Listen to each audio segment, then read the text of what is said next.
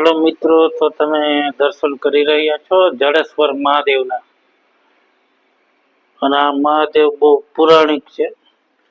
અહીંયા સ્વયં આપણે દેવાજ પંડિતજી દર્શને આવતા. અહીંયા આપણે હનુમાન દાદા બિરાજમાન છે, અહીંયા ગણપતિ દાદા બિરાજમાન છે.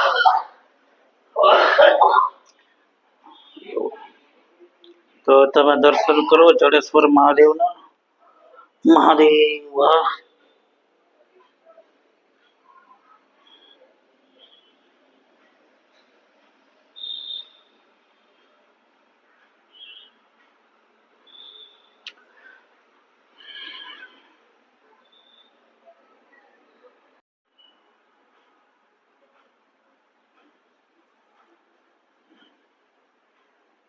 મહાદેવ વાહ.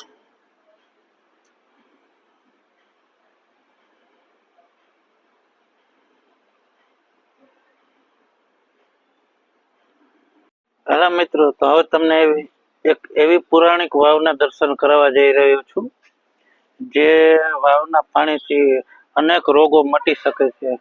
અને આ વાવનું પાણી લેવા દર શુક્રવારે સ્વયં જુનાગઢના રાજા જે નવાબ હતા ને ત્યાંનું પાણી લેવા આવતા.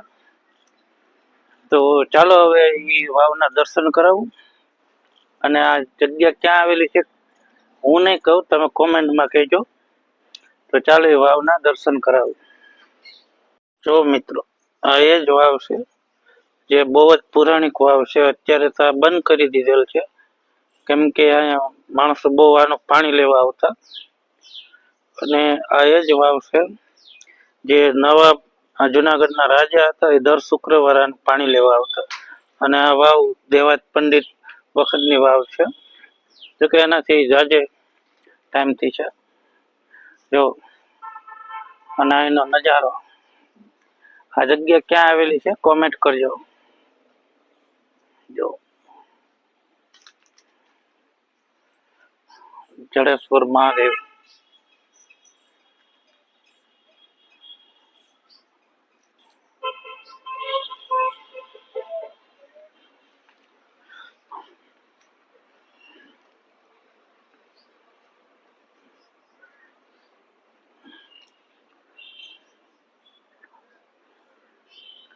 સીડી વાળી વાવ છે, અને સીડી બંધ કરી દેવામાં આવી છે.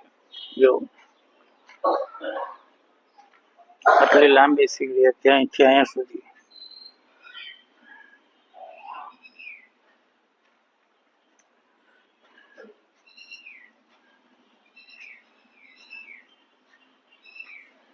હા મિત્રો, અને આ વાવના કેટલા નામ છે. અમર વાવ કહેવાય, કાયાકલ્પ વાવ કહેવાય, બહુ જાજા નામ છે આ વાવના. અને અત્યારે આ વાવનું કઈ મહત્વ નથી રહ્યું, તો અહીંયા દર્શન કરવા આવજો અવશ્ય. મિત્રો, આ એક નાનો એવો વિડીયો હતો. વિડીયો ગમે તો લાઈક, શેર અને ચેનલને સબસ્ક્રાઈબ કરી દેજો.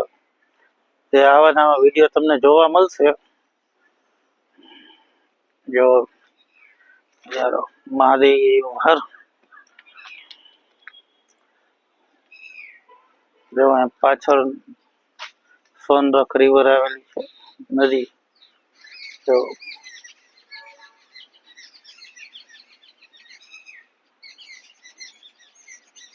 નાનો એવો વિડીયો જ છે, પણ આ જગ્યાનું મહત્વ બહુ છે. ત્યાં દર્શન કરવા આવજો. તો ચાલો હવે આ વિડીયો અહીં પૂરો કરીએ.